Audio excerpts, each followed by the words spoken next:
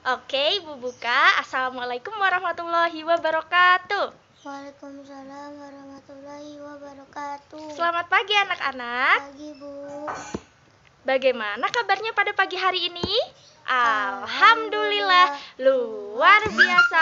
Allahu Akbar. Yes, mantap. Coba ulangi. Bagaimana kabarnya pada pagi hari ini anak-anak? Alhamdulillah, luar biasa. Allahu Akbar. Yes, mantap. Oke sip, pinter-pinter semua. Oke anak-anak, karena sudah pada semangat, sekarang pimpin doanya ya untuk ketua kelas. Tolong dipimpin doanya. Siap, gerak. Mari kawan-kawan kita berdoa. Doa mulai. Berdoa selesai. Beri salam kepada Bu Guru. Assalamualaikum warahmatullahi wabarakatuh. Waalaikumsalam warahmatullahi wabarakatuh. Siapa yang tidak masuk pada pagi hari ini? Ipan, Bu. Wah, Ipan. Kenapa Ipan? Ini sakit. Oh, sakit. Nah, maka dari itu anak-anak, apabila kalian ingin terhindar dari penyakit, harus jaga selalu kesehatan ya. Jangan jajan-jajan sembarangan. Oke, anak-anak, siapa yang tahu hari ini kita mau belajar tentang apa? Tahu, Bu. Nah, belum tahu nih, Ibu kasih tahu ya. Hari ini kita akan belajar mengenai tema indahnya kebersamaan. Apa anak-anak? Indahnya Sama. Iya, indahnya kebersamaan. Oke. Untuk menyemangati kita nih, nah yuk kita nyanyi lagu secara bersama-sama. Lagunya lagu nasional. Apa ya? Wah, Ibu mau pilih nih. Lagunya yaitu Garuda Pancasila. Oke, hitungan ketiga nyanyi ya. 1, 2, 3. Garuda Pancasila, akulah pendukungmu. Patriot proklamasi, sedia berkorban untukmu.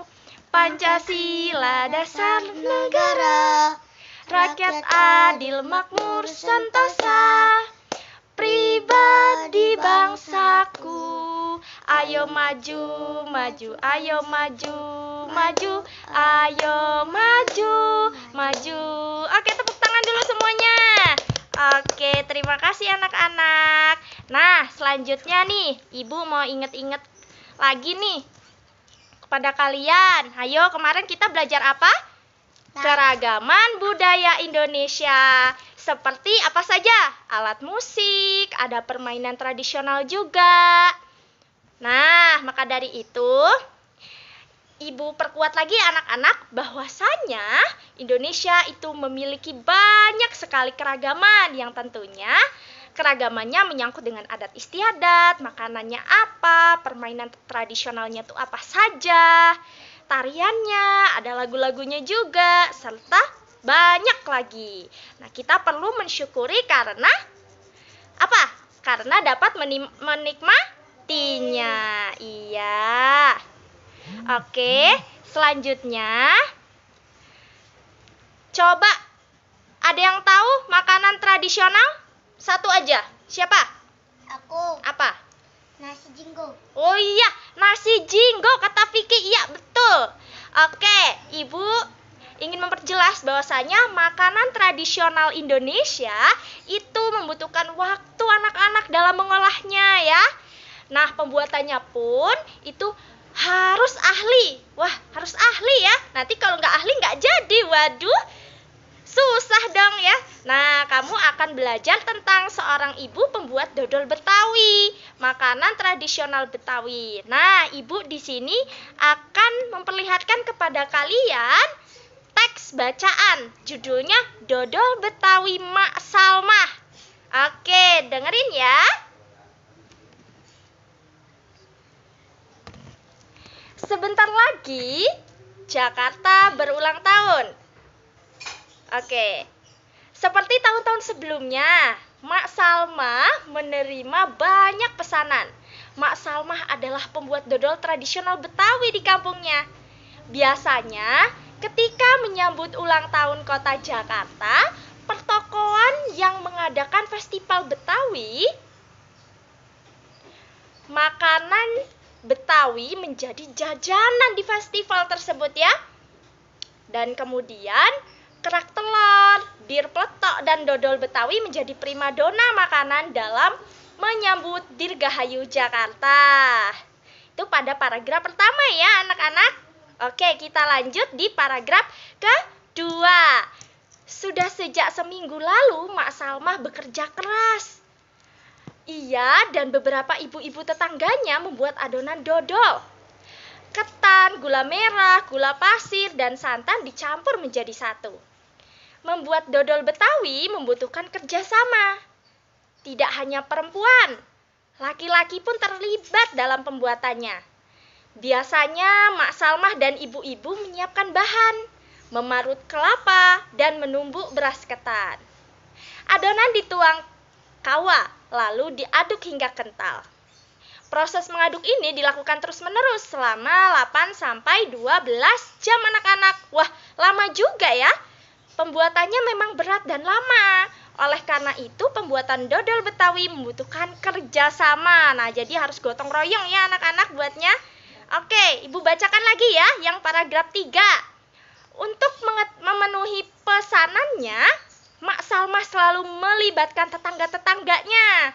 Mak Salmah ingin rejeki yang diperolehnya dari dodol Betawi tidak dirasakannya sendiri. Ya, terlihat ya pada teks ya. Mak Salmah juga ingin dodol Betawi selalu dikenal. Ia ingin warga di sekitar juga ikut melestarikan makanan tradisional milik kampung sendiri. Dodol Betawi Mak Salmah ikut melestarikan budaya, memupuk kerjasama, serta menjalin keakraban antar warga. Oke anak-anak, sudah selesai Ibu melisankan teks bacaan tadi kepada kalian ya. Dan alhamdulillah kalian juga sudah mampu menyimak dengan baik. Dan Ibu akan memperjelas lagi bahwasanya setiap bacaan itu biasanya terdiri atas beberapa paragraf ya. Terlihat ya tadi ya. Ketika Ibu share screen tadi, itu ada namanya paragraf, ada banyak. Nah, setiap paragraf itu punya yang namanya gagasan pokok dan didukung oleh gagasan yang namanya gagasan apa anak-anak? Pendukung. Iya, pendukung. Gagasan pokok itu apa ya? Nah, penasaran kan? Ibu kasih tahu nih, gagasan pokok adalah ide utama yang dibahas dalam suatu bacaan. Dapat berupa kalimat, inti, atau berupa pokok paragraf. Lalu, gagasan pendukung adalah uraian atau tambahan informasi dari gagasan pokok. Oke, sudah paham semua? Iya, terima kasih anak-anak. Nah, selanjutnya nih, Ibu akan menugaskan kalian karena kalian tadi sudah menyimak ya. Ibu beri contoh satu dulu nih. Tadi kan ada paragraf 1 ya. Paragraf 2 sampai paragraf 3. Nah, Ibu berikan contoh nih. Pada paragraf 1 itu ada banyak kalimatnya ya. Kemudian di sini sudah tertera ya. Ibu lakukan dengan mengurutkannya menggunakan angka ya. Jadi kalimat-kalimat itu diurai. Jadi angka 1 sampai 6 di paragraf 1. Yang pertama, sebentar lagi Kota Jakarta akan berulang tahun. Selanjutnya, seperti tahun sebelumnya, Mak Salmah menerima banyak pesanan dan seterusnya. Ayo, yang mana yang termasuk dengan gagasan pokok dan mana yang termasuk dengan gagasan pendukung? Nah, pasti penasaran nih. Ibu akan memberitahu kalian tuh caranya. Yang pertama, kalimat pertama dari paragraf ini yang sudah Ibu perlihatkan dengan jelas gambarnya. Sebentar lagi Kota Jakarta akan berulang tahun. Nah, ini termasuk gagasan pokok ya anak-anak karena terletak di awal kalimat. Oke, selanjutnya dari angka 2 sampai dengan angka terakhir yaitu angka 6. Apa ya gagasan pokok juga? Tidak anak-anak, tapi gagasan pendukung. Iya, jadi udah paham ya anak-anak ya. Yang pertama kalimat itu namanya gagasan pokok. Lalu yang di bawahnya baru namanya gagasan pendukung. Sip, pinter-pinter anak ibu. Oke, ibu tugaskan kalian untuk paragraf 2 ya anak-anak. Jika sudah, nanti kita bahas secara bersama-sama ya. Oke, ibu beri waktu. Baik, apakah sudah? Sudah, Bu. Oke, sudah. Wah, hebat nih, pinter-pinter. Oke, kita bahas secara bersama-sama ya. Pada paragraf kedua. Sudah sejak seminggu yang lalu, Mak Salmah bekerja keras. Waduh, yang kedua, ia dan beberapa ibu-ibu tetangganya membuat adonan dodol. Dan seterusnya. Ayo, mana yang termasuk gagasan pokok? Yang pertama. Iya, pinter, hebat. Wah, sudah paham semua. Gagasan pokok itu yang kalimat pertama. Kalimatnya bunyinya gimana? Sudah sejak seminggu yang lalu Mak Salmah bekerja keras. Oke, pinter-pinter. Good job ya. Berarti sudah paham. Yang pertama itu gagasan pokok dan kalimat setelahnya adalah gagasan pendukung. Oke anak-anak, di sini ibu akan membacakan teks bacaan lagi nih. Oke, kita baca ya. Aku suka sekali makan nasi uduk dengan irisan bawang goreng dan telur dadar. Itu makanan tradisional Betawi. Apa makanan favorit daerahmu? Apakah kamu juga menyukai makanan khas daerah lain?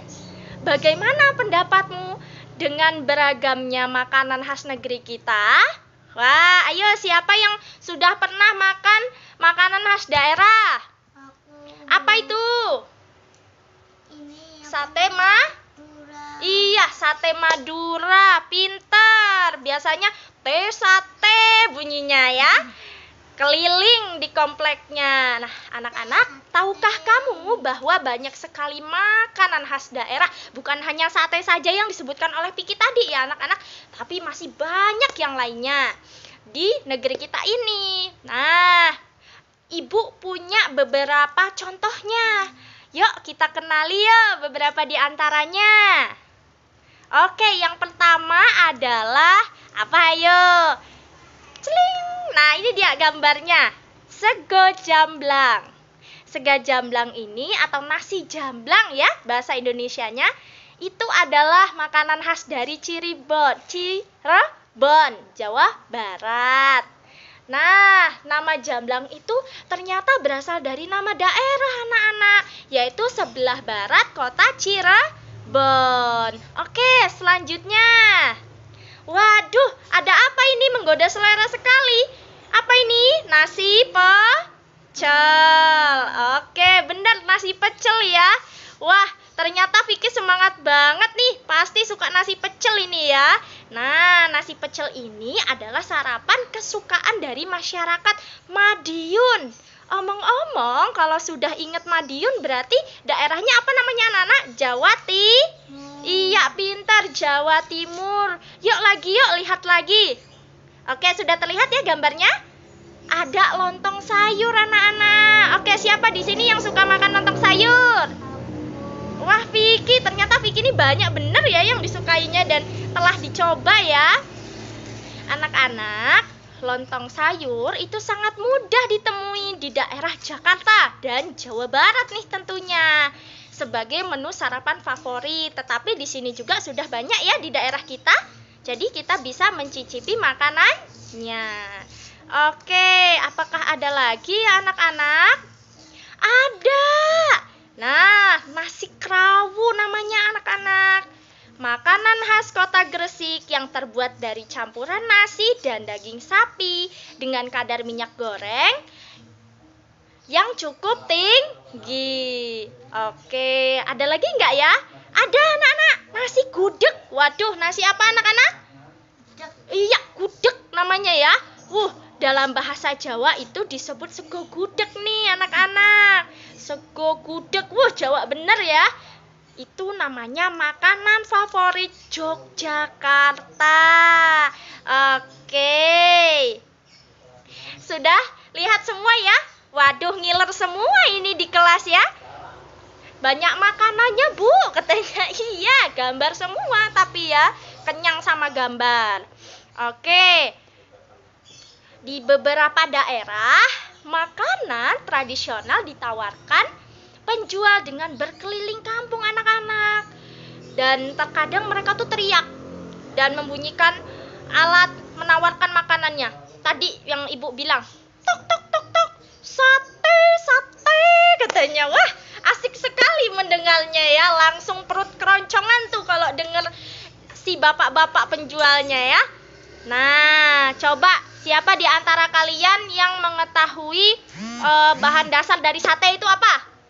Daging. Iya, pinter, daging. Bisa daging apa saja? Daging kambing, daging ayam ya. Banyak lagi pokoknya. Itu bahan dasarnya. Kemudian sate dari Madura. Kemudian ada lagi loh anak-anak, sate yang namanya sate lilit dari Bali anak-anak ya. Jadi bukan hanya Madura saja tuh yang punya. Ternyata Bali juga punya anak-anak. Oke. Coba sekarang kalian diskusi ya. Tentang apa? Nah, ini Ibu kasih lihat dulu ya. Sekarang kita ingat-ingat dulu. Ingatkah kamu bahwa bunyi memerlukan penghantar untuk bisa terdengar? Ingat? Ingat, Bu. Sip, pinter kalau ingat. Jadi media penghantar untuk perambatan bunyi itu adalah ada udara, ada zat cair, dan benda-benda padat. Nah, jadi coba Ibu ingin tahu ya. Karena kalian masih ingat nih yang kemarin pelajaran kita tentang sifat rambat bunyi. Sekarang Ibu ingin bertanya, apakah bunyi memiliki sifat lain? Ya. Iya, pasti punya. Nah, coba ini nih Ibu kasih kalian kesempatan untuk berdiskusi melakukan percobaan yang sama ya, yaitu menggunakan bahan-bahan tetapi bahannya berbeda ya anak-anak. Ada piring kaca, piring plastik, piring kaleng, gabus, 2 tabung kertas, beberapa buku arloji, dan yang berdetak ya. Nah, Ibu kasih waktu ya. Kalian diskusikan dulu dan lakukanlah percobaan bersama teman-temanmu ya. Diskusi ya sesuai dengan kelompoknya yang sudah Ibu bagi di pertemuan lalu ya anak-anak. Oke, Ibu kasih waktu ya. Ibu tunggu.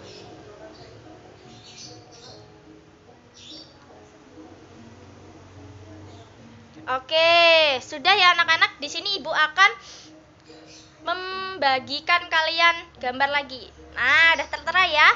Percobaan pemantulan dan penyerapan bunyi ya. Tujuannya apa sih sebenarnya Ibu memerintahkan kalian untuk berdiskusi? Tujuannya adalah membuktikan macam-macam bunyi pantul melalui percobaan terhadap bunyi benda-benda sederhana di mana anak-anak?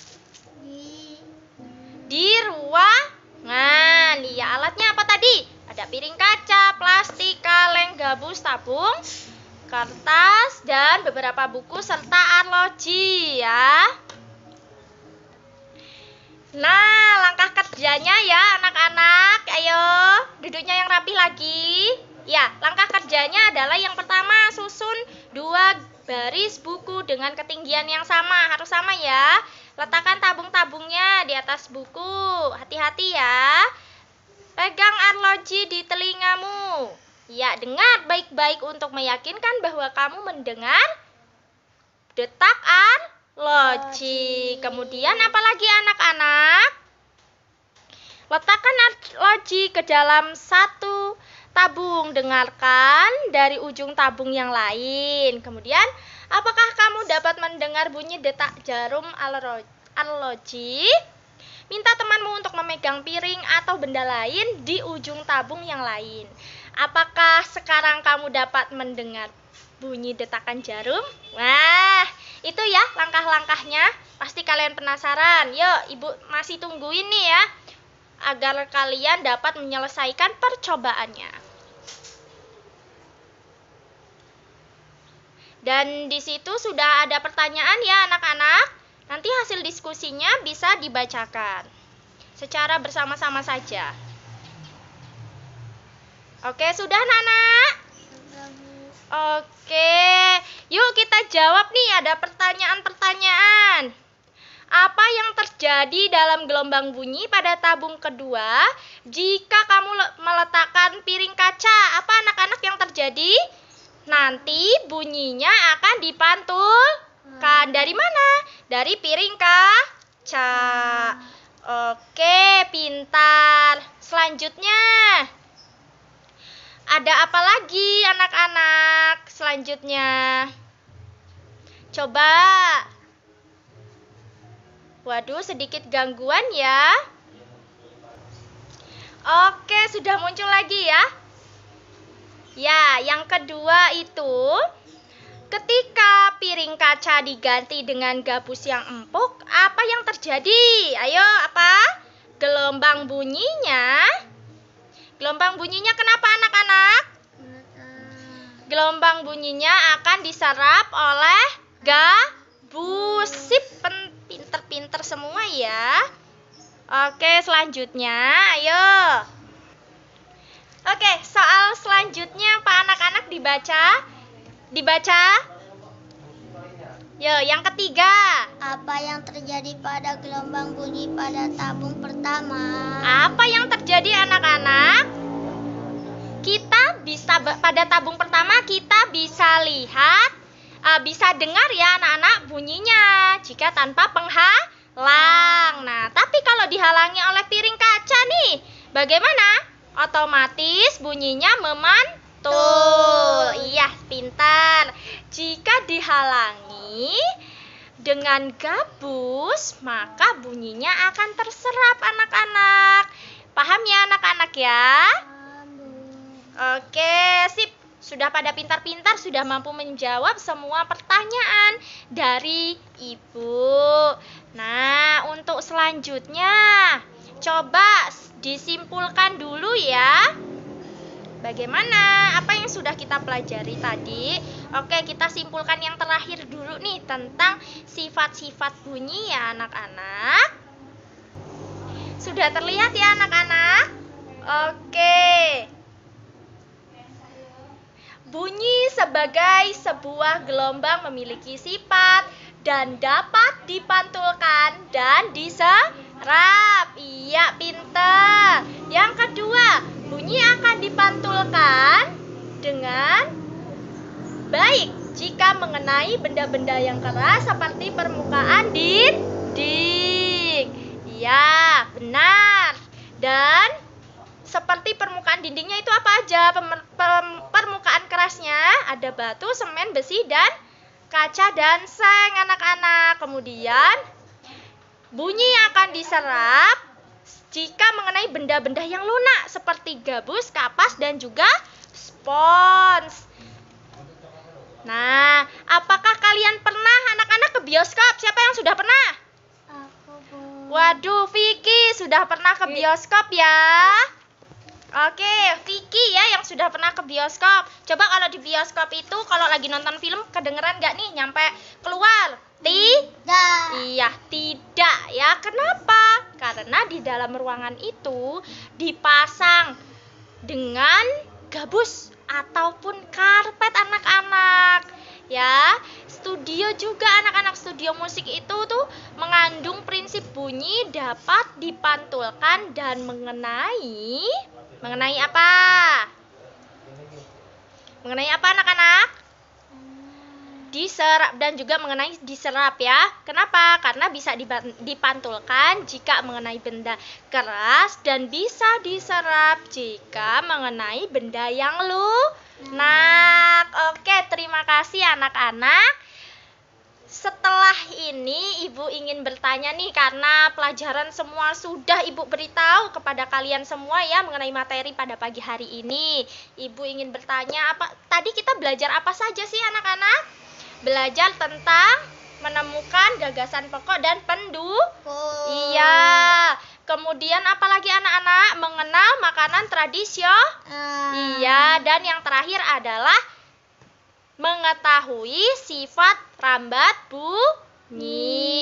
Ya, pinter-pinter semua. Oke, tepuk tangan dulu buat kita. Wah, hebat ya. Hari ini sudah pada semangat-semangat dan pintar-pintar. Nah, coba agar lebih semangat lagi ya. Kalau Ibu bilang semangat pagi, bilangnya pagi, pagi, pagi. Oke, bisa? Oke, Ibu beritahu ya. Semangat pagi, pagi, pagi, pagi. Waduh, semangat semua sih, pinter-pinter ya anak-anak. Oke, terima kasih telah mengikuti pelajaran dengan baik hari ini. Kemudian, ayo pimpin doanya terlebih dahulu untuk siap-siap pulang ya anak-anak. Oke, coba Vicky Erlangga, ketua kelasnya, pimpin doanya. Siap, gerak. Mari kawan-kawan kita berdoa. Berdoa mulai. Amin. Baiklah anak-anak, telah selesai pelajaran pada pagi hari ini. Ibu tutup. Wassalamualaikum warahmatullahi wabarakatuh. Waalaikumsalam warahmatullahi wabarakatuh.